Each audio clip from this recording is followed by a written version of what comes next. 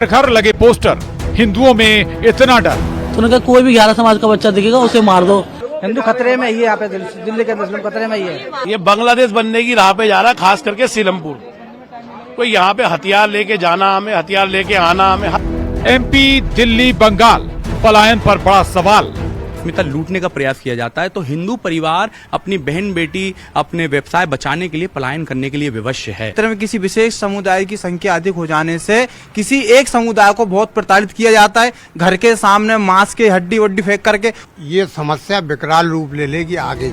पलायन, बंगाल में हिंसा जारी है और हिंदू पलायन को मजबूर है। दिल्ली के सीलमपुर में एक युवक का मर्डर हो गया, जिसके बाद घर घर पलायन के पोस्टर लगे हुए हैं। भोपाल में भी मुस्लिम इलाकों से हिंदू पलायन कर रहे हैं। आखिर देश की डेमोग्राफी में ये बदलाव क्यों? हर हिंसा में हिंदू ही क्यों पीड़ित? आज इसी पर करेंगे महाडिबेट में चर्चा।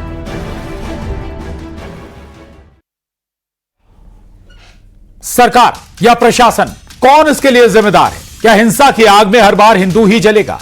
यह चर्चा इसलिए क्योंकि बंगाल, दिल्ली में जो हुआ वो किसी से छिपा नहीं है। इसी तरह की तस्वीर भोपाल से भी सामने आई थी। आज इसी पर करेंगे चर्चा, लेकिन पहले सवालों पर नजर। और हमारे आज के सवाल हैं, हिंसा आगजनी में हिंदू ही क्यों परेशान है? जहां भी हिंसा होती है, जब भी हिंसा होती है, पलायन हिंदू ही करता है। वोट के लिए अहम जरूरी है, इसलिए हिंदुओं से दूरी है। क्या केवल वोट बैंक का सवाल है ये, इसलिए ऐसे फैक्टर सामने आते हैं? तीसरा और आखिरी सवाल, मजबूरी का मारा हिंदुओं को कैसे मिलेगा सहारा? पश्चिम बंगाल उदाहरण है, कोई सहारा देने तैयार नहीं है हिंदुओं को। चर्चा करेंगे। सबसे पहले अपने बेहद खास मेहमानों का तारुफ जरूर करा दें आपको। हमारे साथ जमशेद आलम साहब जुड़ेंगे, मुस्लिम स्कॉलर, और डॉक्टर राम पांडे जी, प्रवक्ता कांग्रेस, हमारे साथ जुड़ चुके हैं। अवधेश पुरी महाराज जी हमारे साथ रहेंगे। हिंदू धर्मगुरु डॉक्टर प्रेम व्यास जी भी हमारे साथ जुड़ेंगे, प्रवक्ता बीजेपी। और संजय राणा जी, राजनीतिक विश्लेषक, हमारे साथ इस चर्चा में मौजूद हैं। और संजय राणा जी और राम पांडे जी, आप दोनों का बहुत स्वागत। सबसे पहले बहुत महत्वपूर्ण बात है कि केवल दिल्ली की बात नहीं, अभी दिल्ली का मामला सामने आया, सीलमपुर, पुराना सीलमपुर, राजधानी के ये बेहद महत्वपूर्ण हिस्से हैं। और अगर राजधानी में इस तरह का हो रहा है मामला, तो बहुत सारे सवाल पैदा होते हैं। सवाल यही कि आखिर क्या वाकई डेमोग्राफी बदलने की कोशिश हो रही है? दूसरा, ये हिंसा होती है तो फिर हिंदू ही क्यों इसका शिकार होता है? पलायन करने के लिए हिंदू ही क्यों मजबूर होता है? और केवल राजधानी दिल्ली की बात नहीं है, मुर्शिदाबाद बहुत समय नहीं गुजरा है, कुछ दिन गुजरे हैं, मुर्शिदाबाद में भी हिंदू पलायन कर रहा था। थोड़ा और पीछे चले जाएं तो राजधानी भोपाल का मामला जुड़ जाता है। राजधानी भोपाल का पुराना भोपाल जिसे हम कहते हैं, बहुत सारे इलाके हैं जहां से हिंदुओं का रेशियो बहुत हद तक बदल चुका है। जो कभी 80-20 हुआ करता था, यानी 80% हिंदू, 20% मुस्लिम, वहीं अब स्थिति यह है कि 30% हिंदू बचे हैं और 80% मुस्लिम हो गए। ये हो क्या रहा है और क्यों हो रहा है, ये समझने की, जानने की आज कोशिश करेंगे अपनी महाडिबेट में। सबसे पहले सवाल राम पांडे जी आपसे ही है, थोड़ा कांग्रेस बीजेपी से हटके जवाब दीजिएगा। ये बताइए, हिंसा जहां भी होती है, अगर हिंदू मुस्लिम वहां रहते हैं, तो केवल हिंदू पलायन क्यों करता है? ये बहुत बड़ा और बहुत गंभीर सवाल है। सोचिए दुनिया में क्या मैसेज जा रहा होगा कि हिंदुस्तान में बहुसंख्यक भी सुरक्षित नहीं है जी। अभी तक तो यही मैसेज आता था कि अल्पसंख्यक सुरक्षित नहीं है। अब ये भी मैसेज जा रहा है कि हिंदुस्तान के अंदर बहुसंख्यक सुरक्षित नहीं है। मुर्शिदाबाद में हिंदू पलायन कर रहे हैं, ममता बनर्जी की सरकार है जो कि बीजेपी के साथ सरकार में रेल मंत्री रह चुकी हैं। मध्य प्रदेश में हिंदू पलायन कर रहा है, मोहन यादव की सरकार है, बीजेपी की सरकार है। दिल्ली में हिंदू पलायन कर रहा है, दिल्ली में बीजेपी की सरकार है। केंद्र में बीजेपी की सरकार है। हर जगह हिंदू पलायन कर रहा है, हर जगह हिंदू प्रताड़ित कर रहा हो रहा है। और जो भी योजनाएं बन रही हैं मोदी सरकार के द्वारा या बीजेपी की सरकार के द्वारा, वो मुस्लिम्स के फायदे के लिए बन रही हैं। 3 तलाक योजना बनाई, उस मोदी सरकार ने कहा इससे मुसलमानों का फायदा होगा। धारा 370 हटी, मोदी सरकार ने कहा इससे मुसलमानों को फायदा होगा। कश्मीर में मुसलमान जमीन खरीदेंगे, कश्मीर में मुसलमान शादी करेंगे, क्योंकि 99% मुस्लिम कश्मीर में है, तो वही लोग जमीन खरीदेंगे, वही लोग शादी करेंगे। 70 का बताया। अभी वक्फ बोर्ड लागू हुआ है, तो मोदी सरकार कह रही है इससे मुसलमानों को फायदा होगा। तो आप सब सारा फायदा मुसलमानों को दे रहे हैं, हिंदू को तो कुछ दे ही नहीं रहे। आपने 3 तलाक पर भी सरकार का समर्थन नहीं किया था, वक्फ कानून पर भी आपने सरकार का समर्थन नहीं किया था। जी, मैं यही जी, तो बोल रहा हूं जी। ना, सारे कानून भारतीय जनता पार्टी मुसलमानों के फेवर के लिए बना रही है, है। हिंदुओं के लिए एक कानून नहीं बनाया। हिंदू कह रहे हैं गौ माता को राष्ट्रीय माता बनाइए, तो हिंदुओं की बात नहीं सुनी जा रही है। ठीक है। हिंदू कह रहे हैं कि हिंदू राष्ट्र बनाइए, तो हिंदू राष्ट्र नहीं बनाया जा रहा है। तो भारतीय जनता पार्टी हिंदुओं को बहुत ठीक प्रताड़ित है, यानी कर रही है। भारतीय जनता पार्टी की सारा सरकार के सारा होने का बीजेपी। लाभ हिंदुओं को नहीं मिल रहा है, आप ये कहना चाह रहे हैं। मैं लौटूंगा आपके पास। संजय राणा जी, बहुत महत्वपूर्ण सवाल है। सवाल ये कि क्या आखिर डेमोग्राफी बदलने का प्रयास हो रहा है, या फिर बार बार ऐसे प्रताड़ित किया जाए कि आप क्षेत्र से हट जाइए, वोट का जो कंसोलिडेशन या कहें कि वोट का जो गणित है वो चेंज हो जाए, चाहे राजधानी दिल्ली हो, बंगाल हो। बंगाल में तो हो चुका है, अब बंगाल में शायद मुझे लगता नहीं कि बहुत कुछ बचा है। भोपाल, राजधानी भोपाल का भी मैं जिक्र कर लूं, डेमोग्राफी बदल रही है। प्रशांत जी, देखिए ऐसा है कि जहां तक डेमोग्राफी की बात करेंगे तो डेमोग्राफी अगर हिंदुस्तान की आप देखेंगे तकरीबन 10 स्टेट में तो हिंदू ऑलरेडी माइनॉरिटी में है, 10 स्टेट में 28 में से। और जहां तक बात हो रही है डेमोग्राफी, चाहे दिल्ली हो, चाहे आपका वेस्ट बंगाल हो, चाहे मध्य प्रदेश हो, कहीं ना कहीं बदला। उसका कारण क्या है? देखिए, जो भी सरकार होती है वो नीतियां सबके लिए बनाती है, हिंदू मुस्लिम सिख ईसाई नहीं देखती है, वो नीतियां बनाती है। जहां पे कुरीति होती है उसको ठीक करने की कोशिश करती है, वो सरकार का एक पक्ष है, एक काम करने का तरीका। जहां तक डेमोग्राफी का चेंजेस है, सारे के सारे लोग कहीं ना कहीं से डेमोग्राफी को एक सुनियोजित तरीके से बसाया जा रहा है, रोहिंग्यों को लाया जा रहा है और देश में अलग अलग क्षेत्रों में बसाया जा रहा है। नंबर 1। नंबर 2, अगर हम देखिए, भागना किसी भी चीज का सलूशन नहीं है, आपको मुकाबला करना पड़ेगा। आप कब तक भागोगे?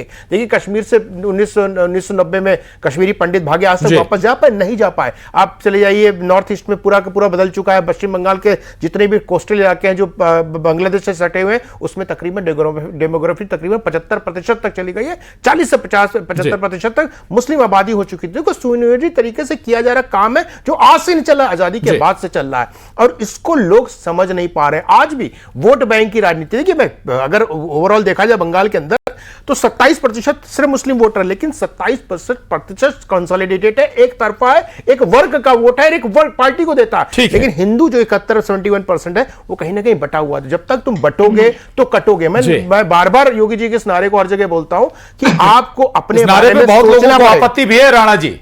जी, देखिए, आपत्ति किसी को किसी भी चीज से हो सकती है, लेकिन सतता यही है, कट कौन रहा है? हिंदू। मारा कौन जा रहा है? हिंदू। घर कौन छोड़ रहा है? हिंदू। पलायन कौन कर रहा है? हिंदू। अगर ये नारा अगर सत्य नहीं होता तो हिंदू ही के साथ ऐसा क्यों हो रहा है? मुस्लिम वर्ग क्यों नहीं जा रहा है? ये बताइए। जहां पे भी देखिए, बड़े बाबा साहब भीमराव अंबेडकर का बहुत बड़ा अनुयायी हूं, और उनको मैं हर चीज से फॉलो करता हूं। उन्होंने खुद बोला कि इस्लाम जो एक धर्म है, उसके अंतर्गत कभी भी गैर इस्लामी का अगर शासन होगा तो एक्सेप्टेंस नहीं होता है। जब एक्सेप्टेंस नहीं होता है तो आप उस चीज को मानोगे नहीं, कॉन्स्टिट्यूशन को नहीं मानोगे। ठीक है, मैं संजय राणा जी आऊंगा आपके पास दोबारा। हमारे साथ और मेहमान भी हमारे साथ जुड़ गए हैं। प्रेम व्यास जी जुड़ गए। प्रेम व्यास जी, राम पांडे जी एक लाइन कह रहे हैं, भाई चाहे बंगाल हो, दिल्ली हो, या फिर राजधानी भोपाल मध्य प्रदेश, अगर हिंदू सुरक्षित नहीं है तो क्यों नहीं है? बीजेपी की सरकार है, केंद्र में आपकी बीजेपी की सरकार है, दिल्ली में भी बीजेपी की सरकार है, मध्य प्रदेश में बीजेपी की सरकार है, तो फिर लांछन तो बीजेपी पर है।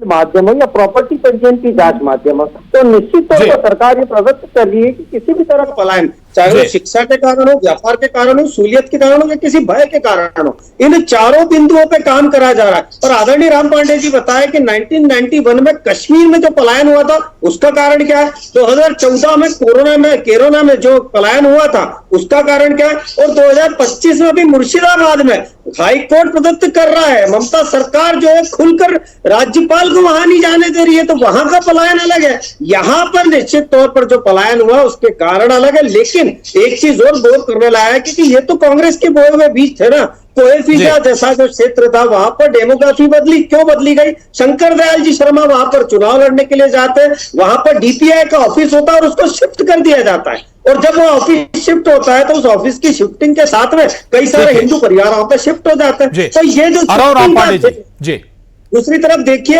जयपुर की घटना, खुलकर लोग बता रहे हैं कि किस तरह से कांग्रेस में कट्टरपंथियों का समर्थन किया गया और उनको जो है पुलिस प्रशासन को वहां पर कार्रवाई नहीं करने दी गई।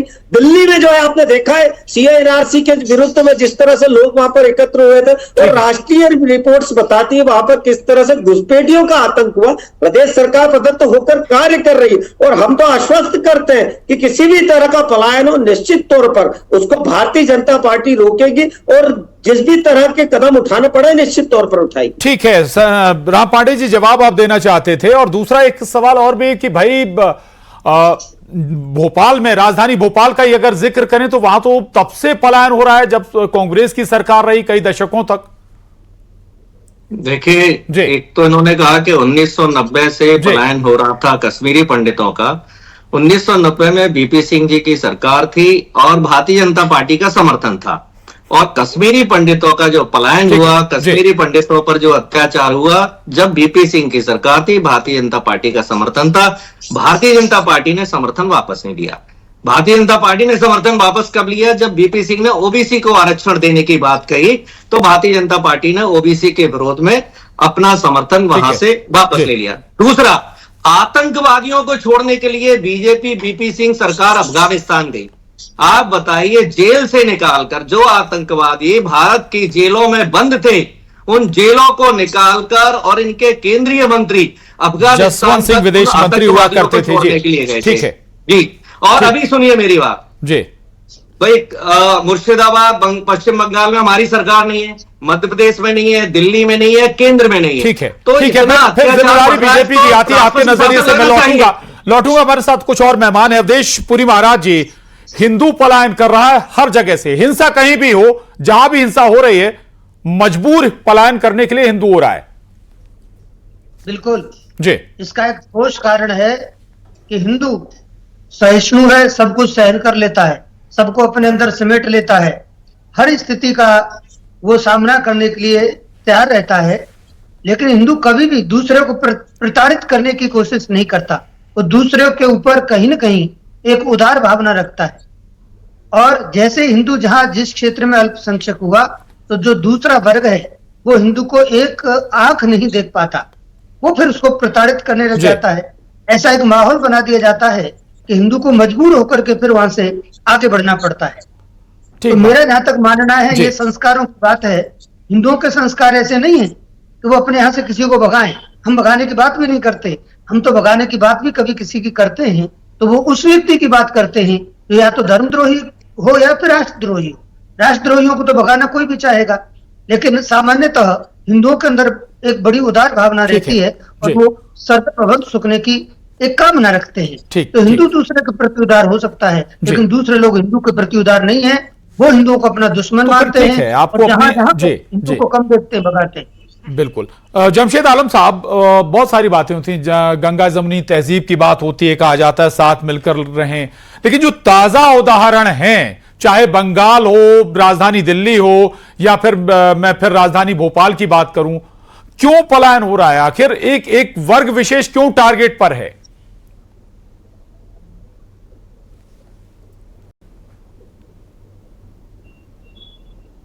जमशेद आलम साहब, आवाज आ रही है आपको?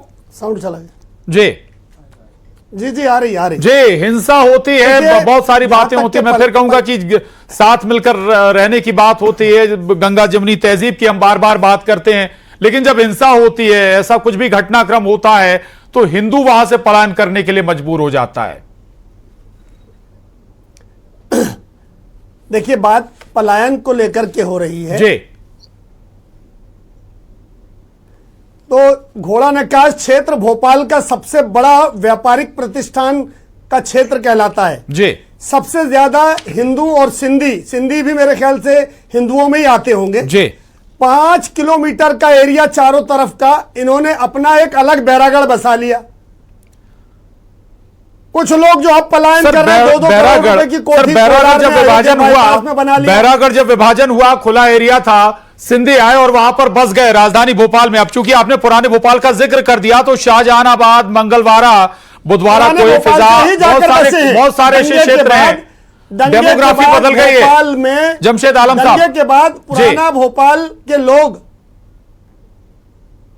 पुराने भोपाल के लोग आज भी जो पलायन कर रहे हैं, वो 2-2 करोड़ रुपए की कोठी बना ली है उन्होंने, इसलिए वो गाड़ी खड़ी नहीं कर पा रहे हैं वहां पर कंजेस्टेड एरिया में, इसलिए वो अपनी स्वेच्छा से जा रहे हैं। हम तो स्वागत करेंगे। आप कहना चाह रहे हैं जितने हिंदू वहां पर थे, हर हिंदू परिवार ने 2-2 करोड़ की कोठी बना ली। गलत, ये गलत कह रहे हैं। और कोई कोलार चला गया, कोई अयोध्या बाईपास चला गया। जी जमशेद आलम साहब जो कह रहे हैं, सहमत है आप इससे? हो रही जी नहीं, मैं बिल्कुल सहमत नहीं हूं। उनको नहीं जाना चाहिए, नहीं जा रहा है जी। हिंदू जो है इन लोगों के व्यवहार से आहत होता है, दुखी होता है, प्रताड़ित होता है, ये उसको मजबूर कर देते हैं पलायन करने के लिए। तब हिंदू पलायन करता है, राज्य से थोड़ी जाता है वो जी। जिसने कोठी बनाई है उसने पहले गाड़ी खड़ी करने की व्यवस्था भी की है। तो इनके ऐसा कोई पागल नहीं है कि गाड़ी की व्यवस्था नहीं करे और गाड़ी रखे। ये कोई कारण नहीं है कि गाड़ी की खड़ी करने के व्यापारिक पलायन करे। तो बदतमीजी बात कर दी आपने। प्रतिष्ठान का क्षेत्र है जी, ठीक है। घोड़ा नक्काश के चारों तरफ 5 किलोमीटर के घोड़ा नक्काश, चलिए ठीक है, घोड़ा नक्काश का आप बात कर रहे थे। चौक से नगर है, ग्रीन पार्क है, टीला जमालपुरा है, कबाड़ खाना, ये सब हिंदुओं से खाली हो चुके हैं, या कहें कि हिंदू यहां से चले गए। 80-20 का रेशियो 30-70 का हो गया साहब, अपनी सुरक्षा के हिसाब से। आप कह रहे हैं कि 2-2 करोड़ की कोठियां बन गई हिंदुओं की, हम वहां सेफ रहेंगे। ठीक है, चलिए प्रेम व्यास जी के पास जाऊंगा। प्रेम व्यास जी, बात जो कह रहे हैं स्वेच्छा से जमशेद आलम साहब, सहमत हैं आप? देखिए, इसीलिए मैंने कहा कि ईमानदारी से उन चीजों का आकलन लगाना पड़ेगा। और दूसरा, समरसता का ठेका क्या सिर्फ हिंदू नेताओं ने ले रखा है? आरिफ अकील जी 25 वर्षों से विधायक है। अगर वास्तविकता में पलायन हो रहा है तो आरिफ अकील जी और उनके परिवार में क्या प्रयास करें? कांग्रेस की तरफ से एक भी प्रयास किया गया हो किसी भी पलायन को रोकने के लिए तो यहां पर इंगित कर दीजिए। दूसरा, आदरणीय राम पांडे जी कह रहे थे 1991 में पलायन हुआ और जब वीपी सिंह साहब की सरकार थी उसके पहले लगभग 10 साल तक मंडल कमीशन को कौन नकारता रहा? और क्या 1 साल में संभव हो सकता है कि ऐसे अलगाववादी और ऐसे दुष्ट चरित्र के लोग एक ही साल में सब कुछ खाली करा दें? उनको पूर्व से समर्थन देने वाले, मुंबई ब्लास्ट में जो आतंकवादियों का केस लड़ने वाले वकील थे, उनको घर से बुलाकर टिकट देने वाली थी कांग्रेस। और उसके बाद में जो गोवा में तालिबानियों के साथ में आपके जो संपर्क पाए गए थे वो निश्चित तौर पर देश ने बहुत अच्छे से देखा था। तो एक दिन की घटना नहीं है। जयपुर में लोग खुलकर बोल रहे हैं कि किस तरह से गहलोत सरकार ने वहां पर आम पुलिस को कार्य नहीं करने दिया। 50 चलिए ठीक है, राम पांडे जी से रिएक्शन लेते हैं। राम पांडे जी, फिलिस्तीनियों के लिए प्रियंका गांधी बैग लेकर घूमी थी, अब मुर्शिदाबाद राजधानी दिल्ली के हिंदुओं के लिए कोई बात करेंगी? वो सदन में बात रखेंगी क्या जो हुआ? जी, मोहन भागवत तो शायद मुर्शिदाबाद में ही बैठे हुए हैं जी, और ये मोहन यादव भी मुझे लगता है वहीं होंगे अभी मुर्शिदाबाद में। वीडी शर्मा भी वहीं होंगे, नरेंद्र मोदी जी भी वहीं होंगे, अमित शाह भी वहीं होंगे।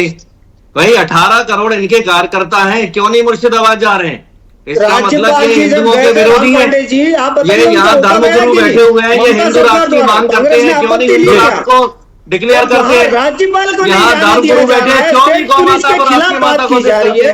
सीआरपीएफ के खिलाफ बात की। अरे ये यहाँ मेरा आपसे निवेदन है, एक को बोलने दिया जाए, दोनों लोग बोलेंगे जनता को सुनाई नहीं देगा। जल्दी राम पांडे जी 10 सेकंड राम पांडे जी, यहाँ धर्मगुरु बैठे हैं, वो गौ माता को राष्ट्रीय माता बनाना चाहते हैं, क्यों नहीं हिंदुओं की बात मानी जा रही है? और सबसे बड़ी बात जो है कि अभी जो देश में चल रहा है वो पलायन ये परमानेंट चलेगा। हिंदू हिंदुओं के साथ रहेगा, मुसलमान मुसलमानों के साथ रहेगा। हर गांव, हर शहर, हर तहसील भाजपा की राजनीति के कारण 2 टुकड़ों में बंटता जा रहा है। ठीक है, जवाब ले लीजिए प्रेम व्यास जी। यही है, ये प्रेम व्यास जी, इस विभाजन के लिए जिम्मेदार आप हैं। मुसलमान अलग रहे। प्रेम व्यास जी, और मोदी जी अभी पाकिस्तान गए थे, कांग्रेस ने क्या किया? पाकिस्तान जाने का मतलब नहीं है कि ये लोग आतंकवाद को बढ़ावा देते हैं। पाकिस्तान से जाने के बाद पठानकोट हो जाता है, क्यों जाते हो आप? जब पाकिस्तान हमारे लेकिन वहीं पर मुर्शिदाबाद की घटना या फिर संदेश की घटना, वहां पर जाने का प्रयास नहीं करते। फिलिस्तीन के एक लड़का के घूमते, लेकिन बांग्लादेश में मर रहे हिंदुओं के प्रति इनकी संवेदनाएं जो है समाप्त हो जाती है। राज्यपाल को नहीं जाने दिया जाता। आप बताइए राम पांडे जी, कांग्रेस ने विरोध करा क्या कि राज्यपाल को वहां पर क्यों नहीं जाने दिया गया? लेकिन यहाँ पर जो है ओछी राजनीति करने के लिए। ठीक है जमशेद आलम साहब, कम शब्दों में कोई सॉल्यूशन है इसका? जमशेद आलम साहब, आप जो है समाजों को विभक्त करने जमशेद आलम साहब, और देखिए सबसे बड़ी बात तो ये है, सबसे बड़ी बात ये है, देखिए अब इनको खामोश कराएं तो हम कुछ कहें। जी जी जी बोलिए अपनी बात। अब हमारी बारी आई तो इनको चुप हो जाना चाहिए। हमारा निवेदन यह है कि हमारे क्षेत्र की मोहब्बत खत्म हो रही है इनके जाने से, कोई पलायन ना करे। हमारे भोपाल की खूबसूरती खत्म होती है अगर कोई भोपाल छोड़ के जाता है, और खासकर ये पुराना भोपाल छोड़ के जाने वाले हमारी खूबसूरती को खत्म कर रहे हैं, हमारे भाईचारे को खत्म कर रहे हैं। किसी को नहीं जाना चाहिए, मैं ये निवेदन करता हूं। अगर कोई अपनी स्वेच्छा से अपनी कोठी में जाना चाहता है तो वो उसका अपना निर्णय हो सकता है, लेकिन भोपाल की गंगा जमुना की तहजीब तभी सामने आएगी जब हम मिलजुल कर रहेंगे, लोग यहां रहेंगे, कोई दबाव नहीं, कोई नफरत नहीं, केवल ये नफरत का बीज बोने वाले ये ठीक है राजधानी दिल्ली का सीलमपुर या पुराना सीलमपुर या बंगाल का मुर्शिदाबाद, भरोसा जगाना होगा, हौसला बढ़ाना होगा ताकि कोई भी समुदाय अपना क्षेत्र छोड़कर ना जाए। और बड़ी जिम्मेदारी वहां की सरकार की और स्थानीय प्रशासन की भी है कि उन्हें सुरक्षा मुहैया कराए अगर ऐसे हालात बनते हैं तो। माफी चाहूंगा आज सभी खास मेहमानों को, यहीं धन्यवाद। महाडिबेट में आज के लिए इतना ही, शुक्रिया।